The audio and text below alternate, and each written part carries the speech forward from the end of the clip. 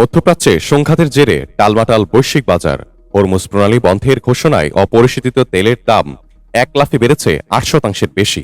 কাতার তরলীকৃত প্রাকৃতিক গ্যাস বা এলএনজি উৎপাদন বন্ধ করে দেওয়ায় আগুন গ্যাসের বাজারেও।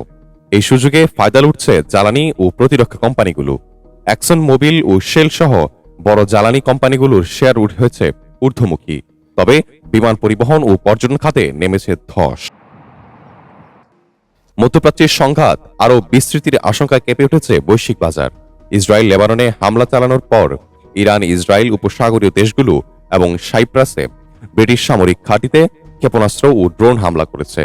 মার্কিন প্রেসিডেন্ট ডোনাল্ড ট্রাম্প জানিয়েছেন, ইরানের বিরুদ্ধে সামরিক অভিযান আরও 4 থেকে 5 সপ্তাহ পর্যন্ত চলতে পারে। এই সংঘাতে সবচেয়ে বড় ধাক্কা লেগেছে জ্বালানি বাজারে। বিশ্বের মোট তেল সরবরাহের প্রায় 20% যে হরমুজ প্রণালী দিয়ে চলাচল করে, সেই পথে বিঘ্ন ঘটায় অপরিশোধিত তেলের দাম এক লাফে 8% বেশি বেড়েছে। একই সাথে কাতার তরলীকৃত প্রাকৃতিক গ্যাস বা এলএনজি উৎপাদন বন্ধ করে দেওয়ায় গ্যাসের বাজারেও আগুন লেগেছে। কাতার একাই বিশ্বের মোট এলএনজি সরবরাহের 20% উৎপাদন করে থাকে। তেলের দাম বাড়ায় লাভবান হচ্ছে জ্বালানি ও প্রতিরক্ষা কোম্পানিগুলো। এক্সন মোবিল ও শেল সহ বড় জ্বালানি কোম্পানিগুলোর শেয়ার ঊর্ধ্বমুখী। প্রতিরক্ষা company Northrop Grumman, Lockheed Martin ও আরটিএক্স এর শেয়ারের প্রবৃদ্ধি দেখা গেছে 1 থেকে 4% পর্যন্ত। তবে বিমান পরিবহন ও পর্যটন খাতে পড়েছে বিরূপ প্রভাব।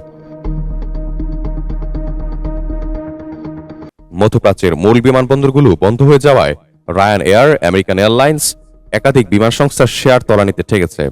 S&P যাত্রীবাহী বিমান সূচক প্রায় 3% পড়েছে। হোটেল চেইন, ক্রুজ কোম্পানি ও ট্রাভেল প্ল্যাটফর্মগুলোর শেয়ারেও নেতিবাচক প্রভাব পড়েছে। শিপিং কোম্পানিগুলো অবশ্য ব্যতিক্রম।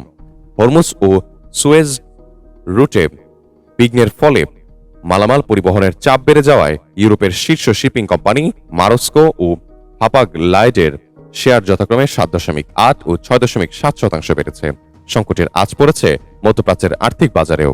কাতার, ওমান ও সৌদি আরবের দীর্ঘমেয়াদী ডলার বন্ডের দরপতন ঘটেছে। কুয়েত ও কাতারের শেয়ার বাজারেও ঊর্ধ্বমুখী চাপ রয়েছে।